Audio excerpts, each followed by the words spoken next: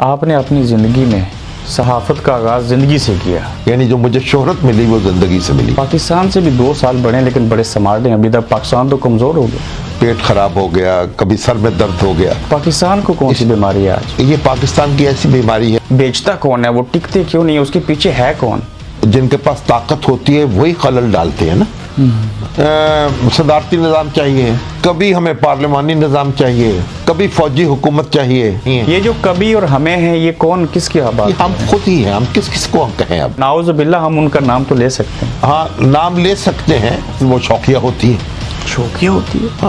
ملک کو چلانے میں بھی شوق ہوتا ہے؟ ہر آدمی کا یہ شوق ہوتا ہے۔ پاکستان کے لیے مشکلات پیدا کی ہیں ان لوگوں نے جو پاکستان سے بہت محبت کرتے ہیں۔ اچھا، محبت کرنے والا کسی کو نقصان کیسے وہ پہنچاتا ہے؟ کیونکہ محبت کرنے والے کو خامیاں نظر نہیں آتی۔ خامی نظر، اس کو اپنی خامیاں بھی نظر نہیں آتی۔ کیا پاکستان صدارتی نظام کا متحمل ہو سکتا ہے؟ اگر پاکستان کے لوگ فیصلہ کریں۔